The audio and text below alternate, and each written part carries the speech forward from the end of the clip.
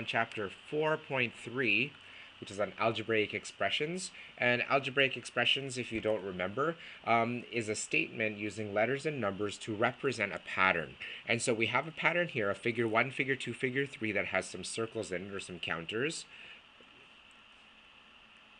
And so we could look at figure 1, it has a certain number of counters. Figure 2 has a certain number of counters. Figure 3 has a certain number of counters. And so the golden rule when you're given counters is that you have to take all the information, take all the data in terms of the numbers of counters and the figures, and you create a table of values with that data or with that information. And a table of values looks similar to an Excel, like with Excel, with two columns, and one column is one variable and the other column is another variable. The one on the left is the one that we have control over, and that's called the independent variable. The independent variable in this case is the one that we have control over. So the question is, do we control which figure number we're going to look at, or do we control the number of counters or circles that are found in that figure number? Well, if we think about it, we get to choose the figure number, and then we want to figure out how many circles are in that figure number. So our figure number, which we'll represent by the letter F, will be the independent variable. We get to choose that one. So figure 1, figure 2, figure 3, and then we can even guess what figure 4 and figure 5 will have. Now what changes because of the figure number, what will change as a result is the number of circles. What's the only other thing that's left really? The number of circles changes because I control the figure number.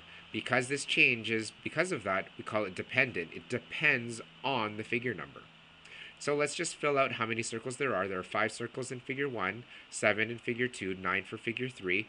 And then we can look for a pattern. So we see here, we look at the gaps in between, or the change in counters from one figure to the next.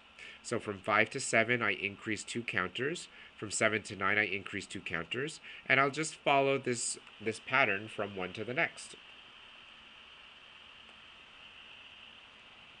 So if I look at the next one, it'll probably continue the same pattern, which will be plus 2, so 9 plus 2 is 11, and then another plus 2 is 13. So now in order for us to find the actual expression that represents the total number of counters, what I need to do is look at the change in the counters, because we have to see how that's moving each time. Well, with each figure number, so every time I go down to the next figure, I'm going up, or I'm increasing my number of circles by 2. This part is considered the variable and the coefficient part of the expression because it changes depending on the figure number. The higher the figure number, the more it will have changed or would have changed to get to that point. And it changes as we see 2 counters per figure. So 2 counters per figure means figure times 2. This represents 2 counters or 2 circles added for each figure number that I add. Now, if I try that with the first one, figure number times 2, so figure number 1 times 2 means 2 counters. Well, but I didn't have only 2 counters, I had a total of 5 counters. I had these 2, and then I have these extra 3 that were here. The same thing with figure number 2. If I went up by 2 each time, so figure 2, 2 times 2 is 4, but I still have these extra 3 again. Well, these extra 3, if you notice, are always going to be there. This part is called the constant part. This part does not change when the figure number changes. So, for example, for figure 1, it's 1 times 2. That's the variable part, but that's only 2 counters. I need to add those 3 constant counters to get the answer of 5. Let's see if that works for the second figure. 2 times the 2 counters that I'm changing, so 2 times 2 is 4, plus the extra 3, or the constant 3, gives a total of 7. And then 3 times 2 plus 3, does that equal 9? It does. And 4 times 2 plus 3 equals 11, and 5 times 2 plus 3 equals 11 as well. So as you notice, all of these, let me just fix this a little bit. All of these all these patterns are identical for each of Oops, I just lost my information, so let's just go back down a little bit. So all of the pattern rules are exactly the same for each one of the figure numbers. The rule is always figure number times 2 plus 3 gives me the answer of the term value. Now let's answer a couple of questions. Letter E, how many counters will there be in the 100th figure?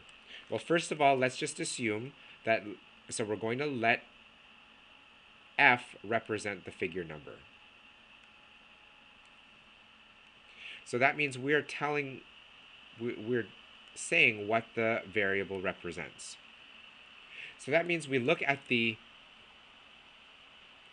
our total algebraic expression, and I know that the total counters, which is the number of circles, is equal to 2, or F times 2 plus 3, where F is the figure number. My ink is disappearing on me. So in the 100th figure, I now have to say if F equals 100, so which means for figure number 100, the total number of counters equals, F is now replaced with 100 times 2 plus 3. If I do the calculations, BEDMAS, so do multiplications first, 2 times 100 is 200, and 200 plus 3 equals 203 circles or counters. Now let's look at letter F and see if we can answer that problem as well. So letter F says which figure will have 111 counters, or 111 circles. Now what we could do for this one is we basically work backwards. So now if the total equals 111,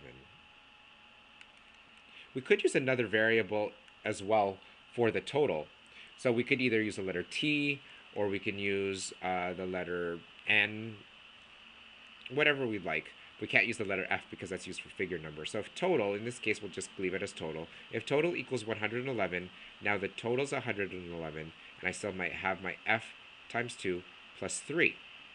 Notice that I replaced the answer because the answer is the dependent variable, the one that we normally would have control over. This time we're going to be working backwards and see which figure number would have the answer of 111. So now we need to actually work backwards to get this one, because now we're seeing the stuff that we're not supposed to know. What if we knew it? Then how would that change the figure number? So working backwards, if we remember from last year, I have a multiplication and an addition. When I am working with BEDMAS backwards, I undo the lowest operation first. So in this case, that is the addition. So what I'll do is I'll carry this over to the other side. This is the magic fence method, if you don't remember. So 111 minus 3 equals F times 2. 111 minus 3 is 108 equals F times 2. Then I'll carry over again. And so now I have 108 divided by 2 equals F. F equals 54. So my answer is figure 54 will have 111 counters.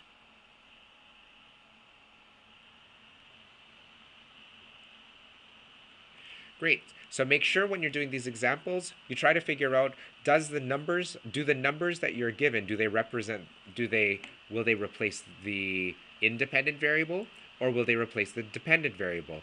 Because depending on which one you choose, you'll get different answers. So hopefully you understand this lesson. You can try out these examples below to see if you get the same answers. We'll be going over those in class. And then you can try out the homework 4.2 and 4.3 as well.